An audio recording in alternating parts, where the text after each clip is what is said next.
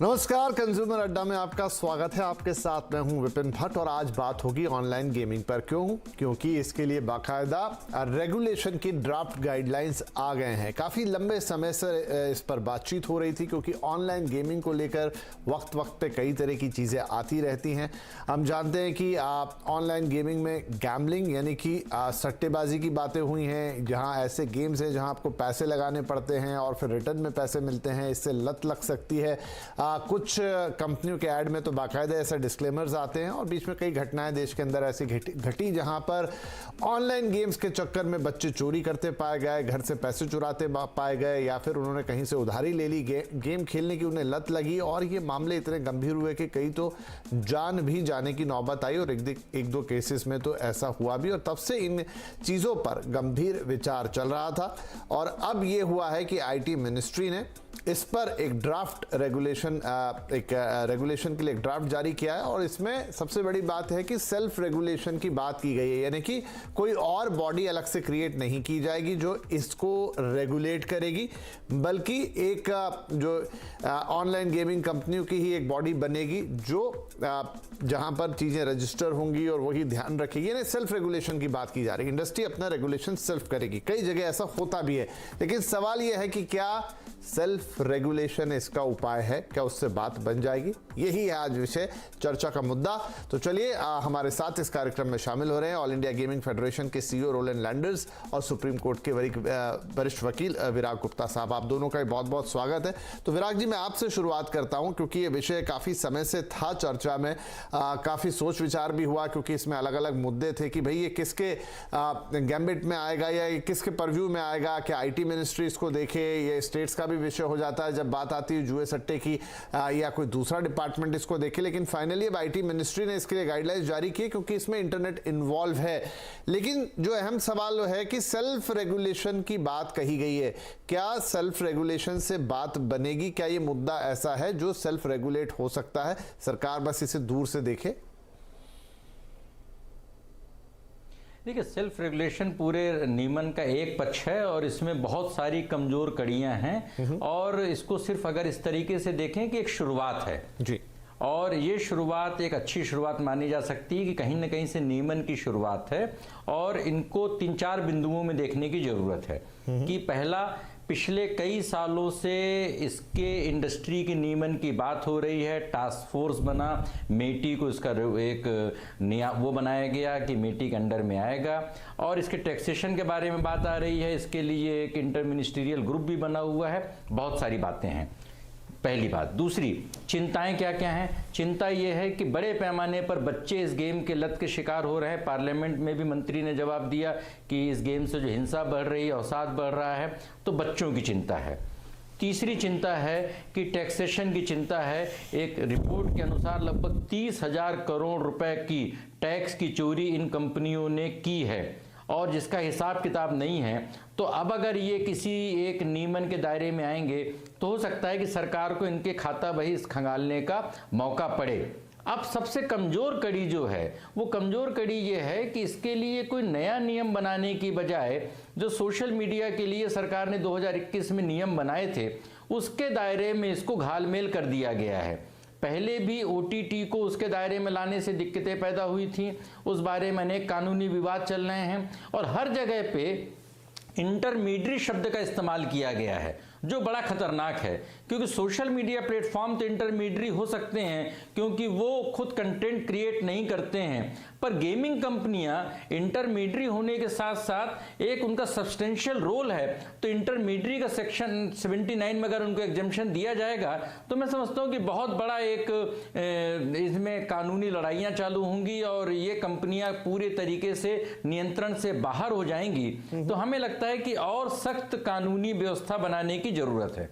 जी ठीक है, और सख्त कानूनी व्यवस्थाएं बनाने की जरूरत है और कुछ खामियां हैं, लेकिन आपने कहा शुरुआत अच्छी। रोलैंड साहब, आपका क्या इस पर कहना है? मेरा मूल प्रश्न अभी भी वही रहेगा कि देखिए, सेल्फ रेगुलेशन बहुत अच्छी बात होती है, लेकिन जहां जहां भी सेल्फ रेगुलेशन की बात की, पहले रियल एस्टेट इंडस्ट्री कहती थी हम सेल्फ रेगुलेट होंगे, तमाम इंडस्ट्रियां दावा करती है, लेकिन अंततोगत्वा उनके लिए कोई नियम या कानून लगता ही, और चूंकि ये मुद्दा बहुत संवेदनशील है, बच्चे भी इन्वॉल्व है, मैं कहूँगा बड़े भी इन्वॉल्व है, क्योंकि जहाँ भी पैसे इन्वॉल्व हो जाते हैं वहाँ पूरा परिवार दांव पे लग जाता है कई बार, और फिर लत वाली चीज़ें हैं। हम सब इसके साइड इफेक्ट जानते हैं। क्या आपको लगता है कि सेल्फ रेगुलेशन से बात बन पाएगी? एक ईमानदार उत्तर की अपेक्षा मैं आपसे करूँगा। हाँ जी, थैंक यू वेरी मच। मैं समझता हूँ कि सेल्फ रेगुलेशन जो नए टेक लेड जो बिजनेसेस है, जो न्यू एज बिजनेसेस है, राइट, ऑनलाइन गेमिंग ये पहला नहीं है। इसके पहले ब्रॉडकास्टिंग, कंटेंट, ओटीटी, ऐसे बहुत सारे इंडस्ट्रीज है जो 25-30 साल के अंतराल अगर आप देखो तो शुरुआत में वो सेल्फ रेगुलेशन में ही आती है। उसके बाद ही जब एक दायरे पे पहुंचता है तब जाके वो कोई गवर्नमेंटल ओवरसाइट के अंदर आती है। तो सेम वे अब ये इंडस्ट्री जो है ऑनलाइन गेमिंग, ये 10-12 साल पुरानी है, 12 साल पुरानी है, ठीक है ना। तो अब 12 साल में इसको लास्ट 7 ईयर से हमारी जो बॉडी है ऑल इंडिया गेमिंग फेडरेशन इसको सेल्फ रेगुलेट कर रही है। तो सेल्फ रेगुलेशन में mainly focus is on responsible gaming and player protection. अब as a first step, as Gupta ji also said, के पहला स्टेप ये बहुत ही अच्छा है क्योंकि it is a first step, and यहाँ रूल्स को लेके आगे के जो भी 7 या 8 या 12 महीने के अंदर ये किसी तरह का रेगुलेशन की शेप लेगी, which is a good thing. सबसे बड़ा आई वुड से अचीवमेंट यह है कि एक सेंट्रल नोडल मिनिस्ट्री अभी ये इंडस्ट्री की ओवरसाइट रखेगा। अब जो सेल्फ रेगुलेशन हमारे लिए एज एआईजीएफ जो लार्जेस्ट इंडस्ट्री बॉडी है, हमारे लिए तो under the all India skill games council ये हम लोग सेल्फ रेगुलेट ऑलरेडी कर रहे हैं। हम मतलब डोमेन एक्सपर्ट्स है, जो फॉर्मर सुप्रीम कोर्ट जजेस है, एजुकेशनिस्ट है वगैरह, जो ऑलरेडी कर रहे हैं। तो फॉर अस इट इज ये एक एक्सटेंशन की तरह ही रहेगा, तो इसमें ज्यादा कुछ चेंजेस करने की जरूरत नहीं है। लेकिन ये जो 3 टियर स्ट्रक्चर है, जो ग्रीवेंस रिड्रेसल का, जो पहला होगा ऑपरेटर, दूसरा होगा सेल्फ रेगुलेटरी ऑर्गेनाइजेशन हमारी तरह, और तीसरा होगा जो गवर्नमेंट ओवरसाइट। तो ये जैसे गुप्ता जी ने कहा कि कुछ और इंडस्ट्रीज में ऑलरेडी चल रहा है, आई थिंक ओटीटी वगैरह में, तो इसमें भी वो शेप एंड फॉर्म लेगा। तो मेरा रिस्पांस ये रहेगा कि it is a very good first step, and eventual regulation में जो भी गैप्स है वो स्ट्रेंथन हो जाएगा। तो यहाँ पर रोलैंड साहब, लेकिन जो मिनिस्ट्री का भी एक कंसर्न है, उन्होंने भी एक, कल मैं राजीव चंद्रशेखर जी को सुन रहा था तो उन्होंने कहा कि सेल्फ रेगुलेट हम करने को बोल रहे हैं, लेकिन इसका ये मतलब नहीं है कि कोई भी अपनी मनमानी कर लेगा। अब जुआ, सट्टा या जहाँ भी पैसे इन्वॉल्व, उन्होंने वेंजेंस वर्ड का इस्तेमाल किया कि जहाँ भी पैसे के बदले में कहीं कुछ रिटर्न आएगा उसको हम देखेंगे और उसको इससे बाहर रखेंगे। सारी आपत्ति तो वहीं पर है। Is it for me? हाँ जी, आपसे सवाल। सॉरी। तो द थिंग इज दैट जो आप डेफिनेशन आप पढ़ सकते हो, रूल्स आपने देखा होगा, उसमें डेफिनेशन में लिखा है कि यू नो क्लियरली, एंड कल का जो स्टेटमेंट था उसमें क्लियरली हमारा जो अंडरस्टैंडिंग है is that not to encourage gambling services. तो ये जो क्लियर है कि अगर जो देश के जो गैम्बलिंग के जो लॉज है उसको कॉन्ट्रवीन नहीं करना है, तो उसको अगर कॉन्ट्रवीन नहीं करना है तो बचता है गेम्स ऑफ स्किल है। तो गेम्स ऑफ स्किल कई तरीके होते हैं, it is free to play, in app type के, और पे टू प्ले होते हैं। तो हमारे आर अंडरस्टैंडिंग में ऐसा कोई एम्बिग्विटी नहीं है। जो बेटिंग एंड गैम्बलिंग लॉज है वो स्टेट के है, उसका कॉन्ट्रवेंशन में नहीं रहेगा। तो what remains is games of skill इस रूल्स के अंदर रेगुलेट किया जाएगा। जी ठीक है। विराग गुप्ता साहब, कितना इजी है अब इस ये डेफिनेशन गेम्स ऑफ स्किल है या बैटिंग? अब 3 पत्ती जैसे मैं तो नाम ही लेता हूं यहाँ सीधा, बड़ा कॉमन है, लेकिन अब उसे आप गेम्स ऑफ स्किल मानेंगे या आप उसे गैम्बलिंग मानेंगे? विराग जी से पूछ रहा हूं सर, ये सवाल उनसे है, कैसे ये डिस्टिंक्शन आएगा? नहीं देखिए, बड़ी ये एक मैं मानता हूं कि सरकारें अपने सॉवरिन फंक्शन करने में पूरी तरीके से विफल हो रही हैं, और वो विफलता इस तरीके से सेल्फ रेगुलेशन निश्चित तौर पे, जैसे टेलीविज़न है तो टीवी का लाइसेंस सरकारों ने दिया, उसके बाद वो सेल्फ रेगुलेशन है, लेकिन एक लाइसेंस दिया। यहाँ पर ऑनलाइन गेमिंग का जितना भी पूरा सिस्टम है, तो अभी भी हम उनको बार बार घुड़दौड़ से जोड़ते हैं, कैसीनो से जोड़ते हैं, और बेसिक डिबेट्स में रहते हैं कि टीडीएस किस अमाउंट में कटेगा, उनकी एंट्री लेवल का मनी क्या है, कैसे क्या है। दिक्कत क्या है? 2 बातें बड़ी इंपॉर्टेंट हैं। पहली बात यह है कि जो इनका फिजिकल कंपनियों का रजिस्ट्रेशन भारत में जरूरी है उसको किस हद तक उसको इन्फोर्स किया जाएगा।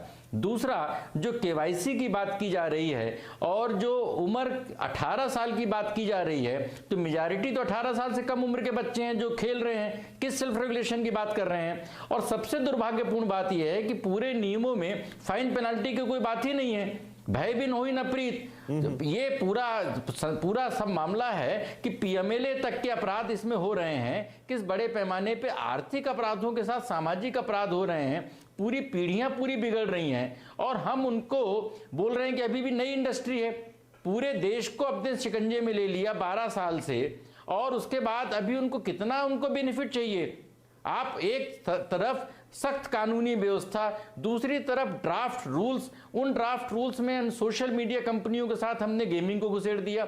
ये मैं समझता हूं कि कहीं ना कहीं से लेजिस्लेटिव फेल्योर है और इसको गंभीरता से विचार करने की जरूरत है। अगर इसको नहीं किया जाएगा, अर्थव्यवस्था की जो पहलू हैं और भी खतरनाक तरीके से ये कंपनियां, क्योंकि सेल्फ रेगुलेशन करने के लिए पहले एक ठोस कानूनी व्यवस्था बनाना जरूरी है, तभी सेल्फ रेगुलेशन सफल होती है। यहां पर तो कोई ठोस कानूनी व्यवस्था बनी नहीं है अभी। जी रोलैंड साहब, जो प्रैक्टिकल इश्यूज हैं जिसकी वजह से ये मुद्दा इतना गर्म हुआ, जिसकी वजह से चीजें हुई, जिसकी वजह से ड्राफ्ट गाइडलाइंस की जरूरत पड़ी, वो यही है कि बहुत सारे बच्चे कहीं कहीं इन्वॉल्व हैं। क्या क्या घटनाएं देश में घटी वो आप अखबारों में पढ़ते ही होंगे, उसे कैसे एड्रेस करेंगे? तो इसमें दो तरीके के, जैसे मैंने कहा था कि अलग अलग टाइप के गेम्स होते हैं। नॉर्मली जो होता है, जो अभी ई स्पोर्ट्स जो है वो ये रूल्स में अनाउंस, जब नोडल मिनिस्ट्री अनाउंस की गई थी, तो जो ई स्पोर्ट्स है वो गया है ministry of youth and sports के अंदर। और जो बाकी के जो गेम्स है, ऑनलाइन गेम्स, इन्होंने डिफाइन किया, आपने रूल्स देखा हुआ है, तो क्लियरली उसमें बाकी के गेम्स आते हैं। अब ये जो अंडर, मतलब बिलो 18 का आप जो बोल रहे हैं, वो मोस्टली वीडियो गेम्स रिलेटेड है। अगर आप पे टू प्ले साइड में जाएंगे तो उसमें क्लियरली वो सिर्फ 18 सारे प्लेटफॉर्म्स के रूल्स एंड उसमें क्लियरली स्पेल्ड आउट होता है, इट इज ओनली फॉर 18+। तो ये रोलैंड साहब, क्या ऐसा हो पाता है? क्या ये हो पाता है? क्योंकि जी बिकॉज यू नीड, क्योंकि आपको विड्रॉल पे वो केवाईसी, फुल केवाईसी होता है, जैसे बैंक्स वगैरह करते हैं, फुल केवाईसी होता है। तो ये जो रिस्पॉन्सिबल गेमिंग प्रैक्टिसेस है, प्लेयर प्रोटेक्शन, वो पूरी तरीके से फॉलो किया जाता है। लेकिन एक चीज मैं बताना चाहूंगा टू आंसर योर क्वेश्चन, कि इंडस्ट्री खुद सेंट्रल मिनिस्ट्री के पास गई थी जब वो IMTF फॉर्म हुआ थी, एंड MOS साहब ने कंसल्टेशन करी थी on the 7th of June। उसके पहले जो है डिफरेंट स्टेट्स डिफरेंटली इंटरप्रेट करती थी, तो इंडस्ट्री खुद जाके सेंट्रल गवर्नमेंट से दरखास्त किया कि प्लीज गवर्न, प्लीज इसका रूल्स निकालो और रेगुलेशन निकालो। ऐसा नहीं है कि ये सब हो रहा था, उसके लिए industry went and said please regulate. नहीं, देखिए, हाँ, वो बात आपकी सही है, क्योंकि उसमें टैक्सेशन के भी मुद्दे हैं, उसमें दूसरे मुद्दे भी है, लेकिन यहाँ स्टेट्स के इंटरप्रिटेशन, जो इकोसिस्टम है, we have to keep one thing in mind. ये industry, as Gupta ji was saying, in 12 years contribution to the exchequer from taxation direct and indirect, job creation to and startup, ये सारे जो startups है, ये पूरे IIT IIM pass out बच्चे हैं who have started digital businesses including online gaming। तो इनको बढ़ावा देने के लिए this industry is contributing a lot। तो उस तरीके से, लेकिन स्टेट इंटरप्रिटेशंस इसमें इकोसिस्टम में दरार कर रही थी। हाँ, नहीं, यहाँ पे सर, जो सरोकार है आज की पूरी बातचीत का या उसका, वो लगभग वैसा है कि मान लीजिए देश की ऑटो इंडस्ट्री है, अब आपको उसको दबाना नहीं, हम तो चाहेंगे कि वो बढ़े, आपने बढ़िया सड़कें बनाई, आपने सब कुछ, लेकिन अगर मान लीजिए बढ़िया रफ्तार वाली सड़कें बन गई, बढ़िया रफ्तार वाली गाड़ी बन गई, लेकिन पेडेस्ट्रियन के लिए कोई रूल नहीं पड़ा, रोज एक्सीडेंट्स हो रहे हैं, उसके लिए हम बात करें उस पॉइंट ऑफ व्यू से। इसका ये मतलब नहीं है कि हम ऑटो इंडस्ट्री को दबाएं या इंफ्रास्ट्रक्चर को दबाएं, I think you got my point. लेकिन जो उसके साइड इफेक्ट होते हैं, जो इम्पैक्ट होते हैं, उनके लिए क्या होना चाहिए, वो वाली चीजें, तो क्या वो चीज हम छोड़ दें कि अगर हम लाल लाइट ना लगाएं सड़क के ऊपर और लोगों से कहें कि सेल्फ रेगुलेट हो जाए, अपने आप गाड़ी रोक लीजिए, कोई आता हुआ दिखे तो ज्यादा गाड़ियां इकट्ठी हो जाए तो आप खुद रुक जाइए, लगभग ये उस उदाहरण की बात है। विराग साहब, तो जो अहम मुद्दे हैं जो आप कह रहे थे कि और कमजोर कड़ियां, ये अभी हम टैक्सेशन वाला मुद्दा या जो राज्य सरकारें और इंडस्ट्री के बीच में चलता है वो छोड़े, लेकिन मैं तो बात कर रहा हूं डे टू डे की, और सिर्फ बात बच्चों की भी नहीं है, बात एडिक्शन की है, बात बड़े लोगों की भी है। क्या हमारे देश के अंदर अभी भी जुए को फुल मान्यता है? अगर मैं नियमों के हिसाब से देखूं, हर स्टेट में उसको ओपन माना गया है जहां पर वो खेला जा सकता है? नहीं, देखिए, जुए को बिल्कुल मान्यता नहीं है और जुए खेलने में आज भी उत्तर प्रदेश, बिहार जैसे राज्यों में हजारों लोग दिवाली के समय पुलिस उनको अरेस्ट करती है, उनको जेल भेजती है, उनसे वसूली करती है और ये बड़ा दुर्भाग्यपूर्ण है। इसीलिए देश में कैसीनो भी नहीं आ पाए हैं और संविधान की समानता के हिसाब से जो चीज़ फिजिकली नहीं आ सकती वो चीज़ ऑनलाइन नहीं आ सकती है। मैं इनसे एक सवाल पूछता हूँ कि अगर 18 साल से कम उम्र का कोई बच्चा अगर गेम इनके खेलते हुए पकड़ा गया तो उसके लिए किसकी जिम्मेदारी होगी? जो सबसे बड़ा जो दिक्कत है कि जो आप जब एक कोई नियम बनाते हैं उस नियम के दायरे में उसके सारे पहलुओं को लाना चाहिए। दिक्कत क्या है कि कुछ बातें इन नियमों में शामिल हैं, कुछ बातें राज्यों के आईपीसी में शामिल हैं, कुछ बातें जीएसटी में शामिल हैं, सारी बातें एक जगह क्यों नहीं आती हैं? ये कमजोर नियमन की है। और जो सबसे बड़ी कमजोर कड़ी ये है कि इंटरमीडियरी मतलब क्या होता है? इंटरमीडियरी मतलब होता है पोस्टमैन चिट्ठी लेकर के, एक आदमी की चिट्ठी लेकर दूसरे आदमी को भेजता है, पोस्टमैन की कोई जिम्मेदारी नहीं होती है। तो सोशल मीडिया कंपनियां पोस्टमैन हैं, ओटीटी पोस्टमैन होती हैं कि वो पिक्चर कोई और बनाता है, दिखाती है, उनका प्लेटफॉर्म है। लेकिन गेमिंग कंपनियां तो पोस्टमैन नहीं है ना, गेमिंग कंपनियां तो इनका खुद का अपना गेम है। जब इनका खुद का गेम है तो how can they be called intermediary? यहां से बहुत बड़ा पैराडॉक्स है। तो इंटरमीडियरी के दायरे में गेमिंग कंपनियों को लाना बहुत बड़ी कानूनी विसंगति है। इसकी वजह से सोशल मीडिया कंपनियों को दिक्कत पड़ेगी या गेमिंग कंपनियां उसके चोर दरवाजे से फायदा उठाएंगी। लेकिन ये बहुत बड़ा एक, मैं समझता हूं कि पूरे ड्राफ्ट रूल्स में सबसे बड़ा कानूनी एक फ्लॉप मैं उसका एस्पेक्ट मानूंगा।